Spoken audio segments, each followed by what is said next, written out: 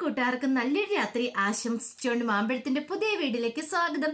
നമുക്ക് നേരെ ബാലിന്റെ ഗോമതിയുടെ നാളത്തെ നല്ലൊരു പ്രൊമോ വിശേഷം കേട്ടാലോ. അങ്ങനെ ഇന്നത്തെ വിശേഷം നമ്മൾ കണ്ടു. ആകെപ്പാടെ ധർമ്മ സങ്കടത്തിലാണ് മീനാക്ഷി. എന്ത് ചെയ്യണമെന്ന് അറിയത്തില്ല. കാരണം എത്ര പറഞ്ഞിട്ടും ആകാശിന് മനസ്സിലാകുന്നില്ല. അവസാനം ആകാശിനോട് വഴക്കിട്ട് നേരെ അടുക്കളയിലേക്ക് അങ്ങോട്ട് വരുവാണ്. ദേഷ്യം വന്നു കഴിഞ്ഞിട്ടുണ്ടെങ്കിൽ മീനാക്ഷിക്ക് എന്തെങ്കിലും ഫുഡൊക്കെ കഴിക്കാൻ തോന്നും. അങ്ങനെ വന്നു കഴിയുമ്പോൾ കൈ കിട്ടിയത് ബിസ്ക്കറ്റാ. ആ ബിസ്ക്കറ്റ് എടുത്ത് കഴിച്ചുകൊണ്ടിരിക്കുന്ന സമയത്ത് ഗോമതി അങ്ങോട്ട് വന്നു. ഗോമതി വന്നിട്ട് ചോദിച്ചു, എന്താ മോളെ, എന്ത് പറ്റിയെന്ന് ചോദിക്കാണ്. പെട്ടെന്ന് ഒരു ബിസ്ക്കറ്റ് അങ്ങോട്ട് എടുത്തു കൊടുത്തു. അമ്മ ഇത് കഴിക്കാൻ പറയാണ്. ബിസ്ക്കറ്റോ, ഇതെന്താ? അല്ല, ഞാനിപ്പോ കഴിച്ചുകൊണ്ടിരിക്കുന്ന ബിസ്ക്കറ്റാന്ന് പറയാ.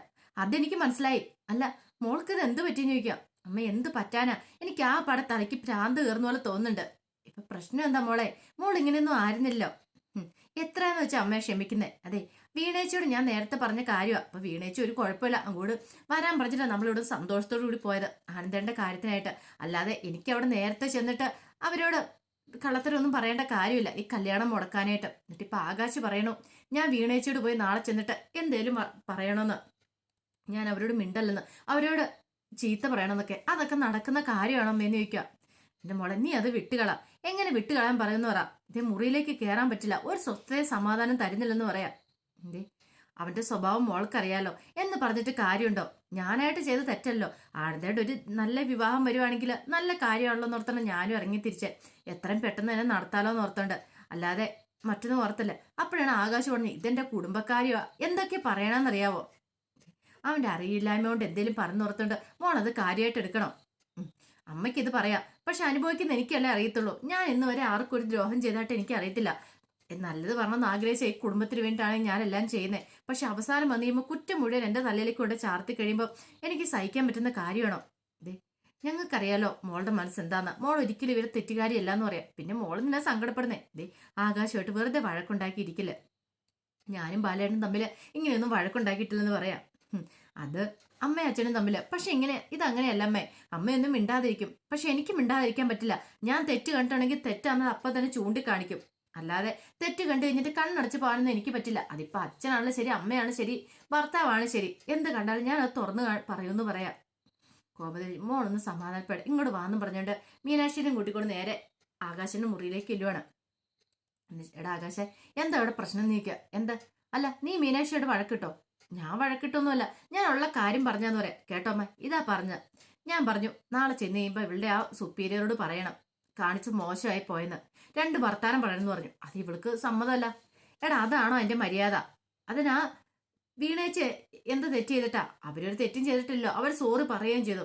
കാരണം അവരുടെ ഭർത്താവിൻ്റെ ഒരു കോള് വന്നതിന് ശേഷം ഇങ്ങനെ സംഭവിച്ചേ.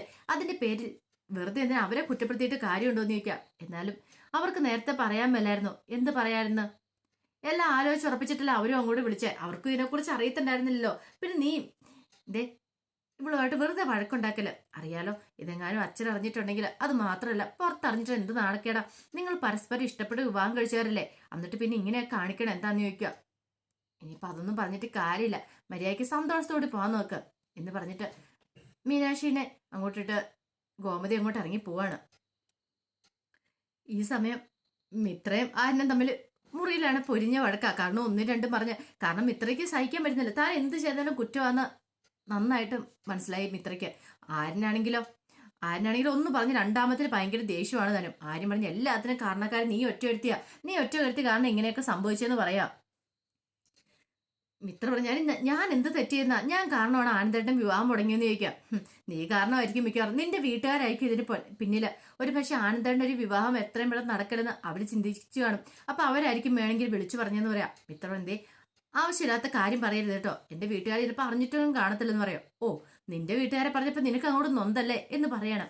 ഈ സമയം കോമതി പുറത്തേക്ക് വന്നപ്പോ മിത്രയുടെ ആന്റെ മുറിയിൽ നിന്ന് ഒച്ചപ്പാട് കിട്ടെ. ഒരു വശത്തെ പ്രശ്നം തീർത്തു വരുമ്പോ അടുത്തടുത്ത് പ്രശ്നം. നേരെ ഗോമതി അങ്ങോട്ട് വരുവാണ്. എന്താ ആര്യ, ഇവിടെ എന്താ പ്രശ്നം എന്ന് ചോദിക്കാം. ഒന്നുമില്ല, എന്തോ കാര്യമായിട്ടുണ്ടല്ലോ. നീ മിത്രം വഴക്കിടുമായിരുന്നോ? വഴക്കുണ്ടാക്കാതെ പിന്നെ ഇവളുടെ കയ്യിലിരിപ്പ് അങ്ങനെയല്ലേ എന്ന് ചോദിക്കുക. പെട്ടെന്ന് മിത്രം, ഞാനൊന്നും ചെയ്തില്ല അപ്പച്ചി, ഞാൻ എന്ത് ചെയ്താലും കുറ്റമായിട്ടാ തോന്നുന്നേ. ഞാൻ ഓരോ കാര്യങ്ങൾ ആരിന് പറഞ്ഞു കൊടുക്കുക, അല്ലെങ്കിൽ ഇനി ഇങ്ങനെ പോയിട്ട് കാര്യമുണ്ടോ? ഒന്ന് ആലോചിച്ച് നോക്കിയേ. ആനന്ദന്റെ വിവാഹത്തെ ചൊല്ലിയാ തുടങ്ങിയത്. എന്നാലും ആരിന് കുറച്ചുകൂടി ഉത്തരവാദിത്തം ഒക്കെ കാണിക്കേണ്ട സമയമായി. ഇപ്പൊ കടയിലെ കാര്യങ്ങളാണല്ലോ ആകാശനും അവരൊക്കെയല്ലേ നോക്കുന്നേ. അപ്പം കല്യാണമൊക്കെ കഴിഞ്ഞ് പണ്ടത്തെ പോലെയല്ല, ചെലവുകളൊക്കെ കൂടിയിട്ടുണ്ട്. അപ്പൊ അതുകൊണ്ട് ആരിനും കൂടെ എന്തെങ്കിലും ഒരു ജോലി നോക്കുവാണെങ്കിൽ നല്ല കാര്യമല്ലേ, അച്ഛനെ സഹായിക്കാൻ പറ്റൂലോ, അതല്ലേ ചെയ്യേണ്ടതെന്ന് ചോദിക്കുക. ഇത് കേട്ടപ്പം ഗോമതി പെട്ടെന്ന് പറഞ്ഞു, അല്ല മോളെ അവൻ പഠിച്ചുകൊണ്ടിരിക്കല്ലേ, അതൊക്കെ ശരിയാ. അപ്പൊ ഇന്നത്തെ കാലത്ത് കുട്ടികൾ പഠിച്ചുകൊണ്ടിരിക്കുന്നവർ എന്തെങ്കിലുമൊക്കെ ജോലി ചെയ്ത് സമ്പാദിക്കുന്നുണ്ട്, സ്വന്തം ആവശ്യമുള്ള പണം. അല്ലാതെ എന്തിനും ഏതിനും അച്ഛനും മുമ്പിൽ പോയി കൈ നീട്ടേണ്ട കാര്യമുണ്ടോ? അത് അവർക്കും ഒരു ബുദ്ധിമുട്ടാകത്തില്ലേ? ഇത്ര ഒന്നുമല്ല, ഇത്രയും പ്രായമുള്ളല്ലേ, ഡിഗ്രിക്ക് പഠിക്കുന്നതല്ലേ, അപ്പോൾ സ്വയം വരുമാനം ഉണ്ടാക്കാൻ മേലെ. അതൊക്കെ ഞാൻ പറഞ്ഞു കഴിയുമ്പോൾ ആരും അങ്ങോട്ട് ഇഷ്ടപ്പെടുന്നില്ല എന്ന് പറഞ്ഞു. പിന്നെ അത് മാത്രമല്ല, ഞാൻ എന്തെങ്കിലും ട്യൂഷനെങ്കിലും എടുക്കാം കുട്ടികൾക്ക്, അങ്ങനെ എടുക്കുകയാണെങ്കിൽ അത്യാവശ്യം പൈസ കിട്ടുമല്ലോ എന്ന് പറയാം. ഗോമതി അതിൻ്റെ ഒന്നും കാര്യം ഇപ്പില്ല, ട്യൂഷനൊക്കെ എടുക്കാന്ന് പറഞ്ഞാൽ ഒരു പക്ഷേ ബാലേട്ടൻ അതൊന്നും ഇഷ്ടപ്പെട്ടെന്ന് വരത്തില്ല. അതെന്താ അപ്പച്ചി അങ്ങനെ പറഞ്ഞേ? അതൊരു മോശം പരിപാടി അല്ലല്ലോ. അതൊക്കെ ശരി തന്നെ, പക്ഷെ അറിയാലോ, കൃഷ്ണമംഗൽ തെങ്ങാനും അറിഞ്ഞിട്ടുണ്ടെങ്കിൽ അവരെന്ത് പറയും? ട്യൂഷൻ എടുത്തിട്ട് വേണം മോൾക്ക് കൂടെ കഴിയാനെന്നല്ലേ പറയുള്ളൂ. അതുകൊണ്ട് ബാലേട്ടൻ ഒരിക്കലും അതിന് സമ്മതിക്കുമെന്ന് തോന്നുന്നില്ലെന്ന് പറയാം.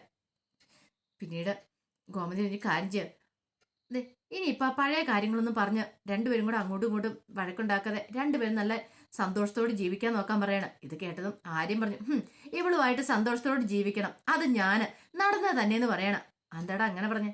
എൻ്റെ അമ്മേ, ഇവളുടെ കൂടെ സന്തോഷത്തോടെ ഒരു ജീവിതം പോയിട്ട് ഒരു ദിവസം പോലും കഴിയാൻ പറ്റില്ല, അപ്പോഴാന്ന് പറയണം. ഇത് കേട്ടതും ഗോമതി ഒരു കാര്യം ചെയ്യുക, നിങ്ങളായി നിങ്ങളെ പാടായി, ഇനിയിപ്പം ഞാൻ നിങ്ങളുടെ ജീവിതത്തിലേക്ക് ഇടപെടാൻ വരുന്നില്ല, നിങ്ങൾ വഴക്ക് വേണം നിങ്ങൾ തന്നെ തീർക്കാൻ പറഞ്ഞിട്ട് ഗോമതി അങ്ങ് തിരിഞ്ഞു കിടക്കണം. പെട്ടെന്ന് ആരിനെ കയ്യിലേക്ക് അങ്ങോട്ട് കയറി പിടിച്ചു. അങ്ങനെ അങ്ങോട്ട് ഒഴിഞ്ഞു മാറാൻ വരട്ടെ, അമ്മയല്ലേ ഈ കുരുക്കൻ്റെ തലയിലേക്ക് കെട്ടിവെച്ചേ, അമ്മ തന്നെ ഇങ്ങോട്ട് അഴിച്ചാൽ മതി എന്ന് പറയണം. അല്ല നീ എന്താടാ പറയണേ? അല്ല അമ്മയല്ലേ എല്ലാത്തിനും കാരണക്കാരി, അമ്മയല്ലേ മിത്രയുടെ കഴുത്തിൽ താലി കടത്താൻ പറഞ്ഞേ, അതുകൊണ്ടല്ലേ ഞാൻ താലി കെട്ടിയത്. എന്നിട്ടോ ഇപ്പൊ എന്റെ ഉള്ള സ്വസ്ഥത സമാധാനം കൂടെ പോയി, എന്നിട്ട് അമ്മ അങ്ങ് സന്തോഷത്തോട് പോയി ഇരിക്കുക അല്ലേന്ന് ചോദിക്കുക. പിന്നെ ഞാൻ എന്ത് വേണമെന്ന് നീ പറയണേ? എടാ നിനക്കായിട്ട് കിട്ടിയ ജീവിതം, അത് നല്ല രീതിയിൽ ജീവിക്കണം, നിന്റെ കടമയല്ലേന്ന് ചോദിക്കും. പിന്നെ ഇവളോടൊപ്പം ഒരു നല്ല ജീവിതം, അമ്മേ ഞാൻ എന്ത് സുഖത്തോടും സന്തോഷത്തോടും കൂടി ഇവിടെ ജീവിച്ചു പോയതാണെന്നറിയാവോ?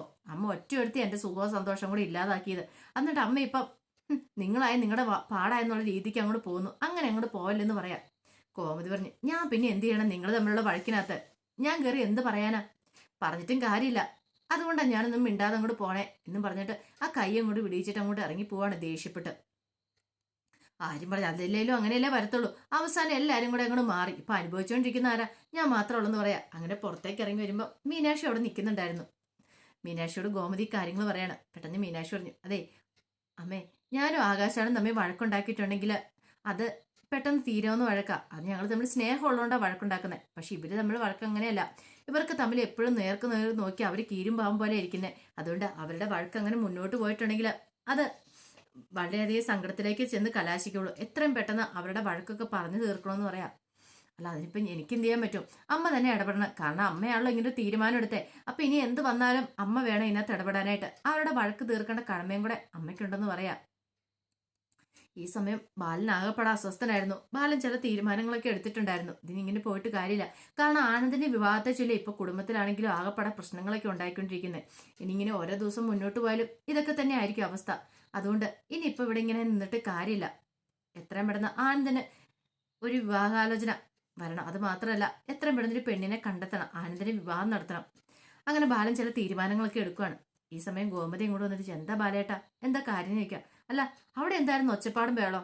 അതോ അല്ല അത് പിന്നെ ഇത്രയും ആരെയും കൂടെ കല്യാണത്തെ ചൊല്ലിയൊക്കെ ഓരോന്ന്. ഓഹോ, അപ്പൊ എല്ലായിടത്തും എല്ലാവരുടെ ചർച്ചാ വിഷയം ആനന്ദിന്റെ കല്യാണക്കാരൻ തന്നെ അല്ലേ? അപ്പൊ ആനന്ദിന്റെ കല്യാണം അതാണ് ഇവിടുത്തെ പ്രശ്നം, അത് കാണും ഇപ്പൊ കുടുംബത്തിൽ സമാധാനം ഇല്ലാത്ത അല്ലേന്ന് ചോദിക്കുക.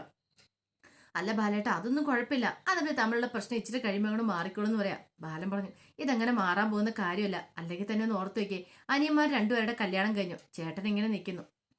നാട്ടുകാരൊക്കെ നാളെ ഓരോന്ന് ചോദിച്ചു കൊടുക്കും, അതിന്റെ കാര്യമില്ല, ഒരു തീരുമാനം ഞാൻ അങ്ങോട്ട് എടുത്തു. പിന്നീട് ബാലൻ അങ്ങോട്ട് ഇറങ്ങി പോവാണ്. അപ്പൊ പൊന്തനും പെട്ടെന്ന് ചോദിച്ചു, ഗോമതി എന്താ ബാലേട്ടാ? ബാലേട്ടത് എങ്ങോട്ട് പോകാനായിട്ട് രാവിലെ റെഡിയായത്? ബാലൻ പെട്ടെന്ന് പറഞ്ഞു, അതെ ഇനിയിപ്പം ഞാനിവിടെ നിൽക്കുന്നതുകൊണ്ട് വലിയ കാര്യമൊന്നും തോന്നില്ല, ഞാനിവിടെ നിൽക്കുന്നതുകൊണ്ടാണോ മിക്കവാറും ഈ കല്യാണം പോലും നടക്കാത്തതെന്ന് എനിക്ക് നല്ല സംശയമുണ്ടെന്ന് പറയാണ്. അപ്പോഴേക്കും മിത്ര ആരും അവരെല്ലാവരും കൂടെ അങ്ങോട്ട് വരുവാണ്. പിന്നീട് ആരിനോടും ആകാശിനോടായിട്ട് പറഞ്ഞു, അല്ല നിങ്ങളിപ്പോൾ തന്നെ കണ്ടില്ലേ, കല്യാണം കഴിഞ്ഞ് 2 ദിവസമുള്ളൂ, 2 ദിവസമായി കഴിഞ്ഞപ്പോഴത്തേനും ഓരോ പൊട്ടലും ചീറ്റലും ഒക്കെ ജീവിതത്തിൽ തുടങ്ങി. ഇങ്ങനെ മുന്നോട്ട് എങ്ങനെ ജീവിക്കുമെന്ന് ഓർത്തായിരിക്കണേ. എനിക്കറിയാം നിങ്ങളുടെ ഇപ്പോഴത്തെ പ്രശ്നം എന്താണെന്ന്. ആനന്ദിന്റെ വിവാഹമല്ലേ, ഞാനൊരു കാര്യം കൂടെ തീരുമാനിച്ചു. ഇനിയിപ്പം ആനന്ദിന്റെ വിവാഹം നടക്കും, ഒരു 50 ദിവസത്തോടെ ഞാൻ ആനന്ദിന്റെ വിവാഹം നടത്തിയിരിക്കും. അങ്ങനെ വിവാഹം നടത്താൻ എനിക്ക് പറ്റിയില്ലെങ്കിൽ ഞാൻ ഈ വീടിന്റെ പടി പിന്നെ ചവിട്ടില്ല എന്ന് പറഞ്ഞിട്ട് ബാലൻ അങ്ങോട്ട് ഇറങ്ങി പോവാണ്. ഈ സമയം എന്ത് ചെയ്യണമെന്നറിയില്ലാതെ ഗോമതി മീനാക്ഷിയും ആരും എല്ലാവരും കൂടെ നിൽക്കുകയാണ്. അപ്പൊ അതിന്റെ വിശേഷങ്ങളൊക്കെയാണ് കാണാൻ പോകുന്നത്. ആ വിശേഷങ്ങൾ കാരണം നമുക്ക് എല്ലാവർക്കും കാത്തിരിക്കാട്ടോ. ഒരിക്കൽ കൂടി എല്ലാവർക്കും നല്ലൊരു രാത്രി ആശംസിച്ചു നിർത്തുന്നു. നന്ദി.